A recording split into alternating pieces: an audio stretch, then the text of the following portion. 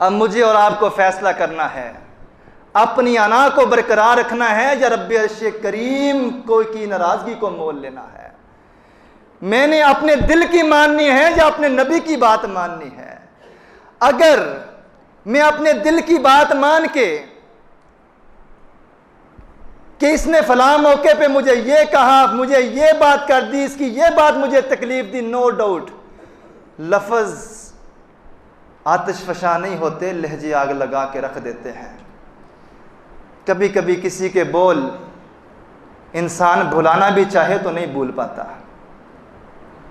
کبھی کبھی زیادتی کرنے والا اس حد سے گزر جاتا ہے کہ اس کا نام لینے کو بھی دل نہیں کرتا۔ لیکن میں اور آپ جس دین کو ماننے والے ہیں، اس دین نے ہمیں برداشت کا اور صبر کا حکم دیا ہے۔ کام مشکل ہے لیکن بدلے میں رب تعالیٰ نے بخشش کا اور جنت میں داخلے کا سرٹیفکیٹ بھی دیا ہے۔ کام مشکل ہے لیکن بدلے میں میرے محمد الرسول اللہ صلی اللہ علیہ وآلہ وسلم نے اپنی سچی اور سچی زبان سے بخشش کی نوید اور خوشخبری بھی سنائی ہے۔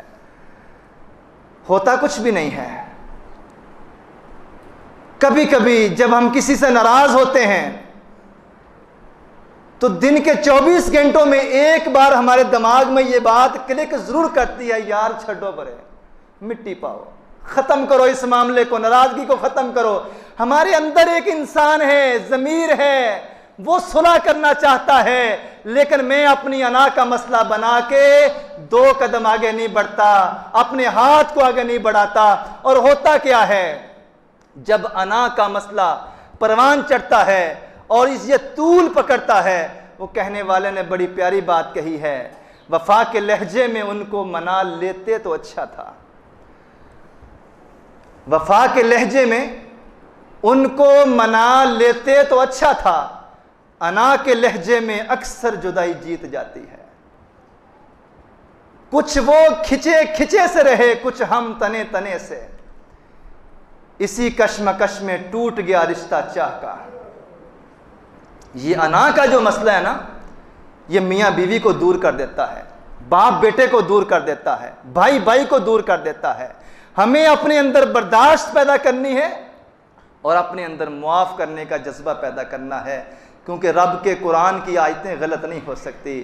اللہ فرماتے ہیں وَالْكَاظِمِينَ الْغَيْظَ وَالْعَافِينَ عَنِ النَّاسِ، غصے کو پی جانے والے اور لوگوں کو معاف کر دینے والے، مجھ رب عرش کریم کا ایسے بندے سے وعدہ ہے کہ میں اللہ اس بندے کے گناہوں کو معاف فرما دوں گا۔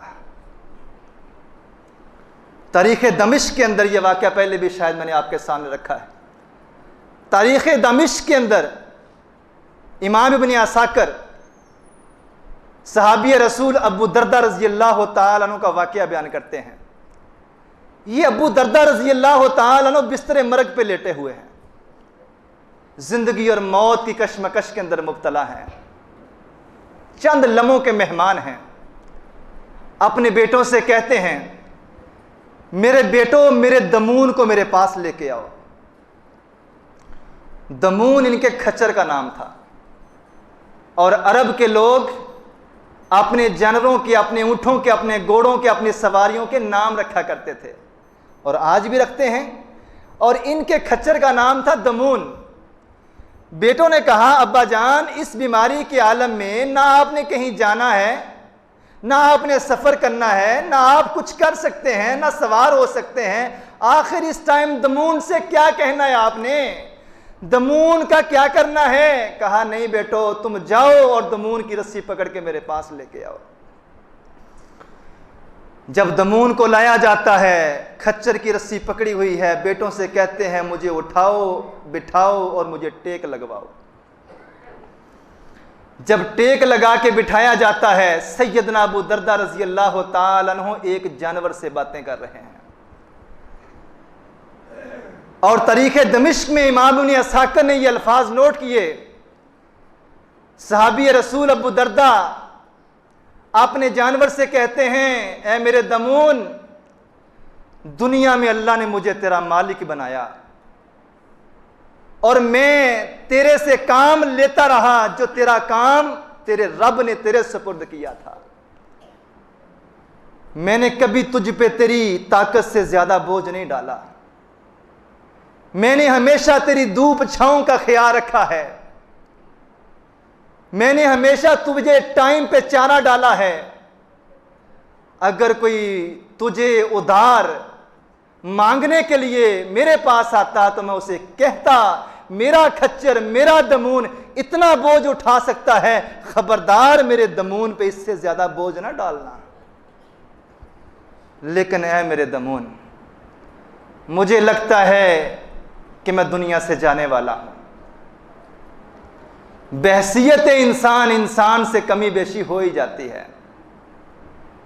میں نے ہر طرح سے تیرا خیال رکھا، ہر طرح سے تیری حفاظت کی، اس کے باوجود بھی اے میرے کھچر اے میرے دمون، اگر مجھ ابو دردہ سے نبی کے صحابی سے تیرے ساتھ کوئی زیادتی ہو گئی ہو تو میں ابو دردہ تجھ کھچر سے معافی مانگتا ہوں۔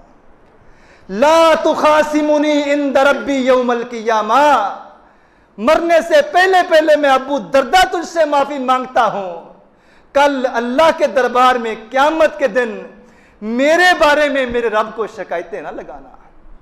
لا تخاصمنی عند ربی یوم القیامہ، یہ کیسے لوگ ہیں جن کو اپنی نیکیوں کی فکر ہے کہ نیکیاں کر لینے کے بعد ان کی حفاظت کیسے کرنی ہے۔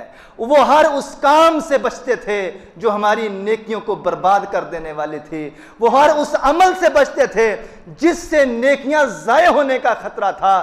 یہ نبی کے صحابی کو معلوم تھا، یہ نبی کے صحابی کو معلوم تھا کہ کسی کی حق تلفی اس وقت تک رب کبریا بھی معاف نہیں کرتا جب تک جس کا دل دکھایا ہے، جس کو تھپڑ مارا ہے، جس کو گالی دی ہے، جس کا خون بہایا ہے، جس کی زمین پہ قبضہ کیا ہے، جس کے ساتھ ظلم اور زیادتی کی ہے، یہ جب تک معاف نہیں کرے گا تب تک اللہ بھی معاف نہیں کرتا۔ یہ حق تلفی ایسا معاملہ ہے، یہ انسان تو انسان، جانور کی حق تلفی کا بھی ان کو خوف ہے کہ کہیں اللہ تعالیٰ اس بے زبان جانور کی حق تلفی میں میری پکڑ نہ فرما لے، میری نیکیوں کو ضائع اور برباد نہ کر دے۔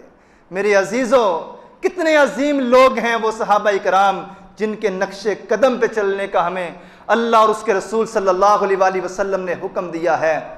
وہ مرتے ہیں تو جانور سے بھی معافی مانگ لیتے ہیں۔ میں کبھی کبھی سوچتا ہوتا ہوں کہ مرتے وقت ابو دردہ کو صرف کھچر کی فکر تھی، کسی انسان کا کیوں نہیں بولا؟ پھر سوچ یہ آتی ہے ابو دردہ کو یقین تھا میں نے کسی بندے کے ساتھ زیادتی نہیں کی، اگر کسی بندے سے زیادتی ہوئی ہوتی ابو دردہ جانور کی بجائے اپنے بیٹوں سے کہتے اس بندے کو بلا کے میرے پاس لے کے آؤ۔ اپنا آپ صاف رکھیں، اپنے معاملات ٹھیک رکھیں، نیکیوں کی حفاظت کے لیے ضروری ہے کہ مرنے سے پہلے جس کے ساتھ زیادتی ہوئی ہے اپنا معاملہ ٹھیک کر لیں۔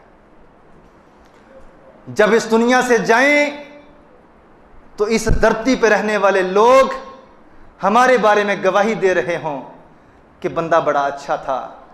اگر 3 لوگوں نے بھی گواہی دے دی، میرے نبی نے فرمایا جس کے جانے کے بعد مرنے کے بعد 3 بندے اس روئے زمین کے اس دھرتی پہ جینے والے کہہ دیں کہ اس کا چال چلن اچھا تھا، ملن اچھا تھا، اخلاق اچھا تھا، سیرت اچھی تھی، کردار اچھا تھا، میرے نبی نے فرمایا تمہاری زبان کی مٹھاس کی بنا پر، تمہارے نیک چال چلن کی بنا پر اس روئے زمین کے تیرے جانے کے بعد 3 لوگ گواہی دے دیں، ان 3 کی گواہی پہ اللہ تعالیٰ تجھے معاف فرما کے اپنی جنت میں داخل کر دے گا۔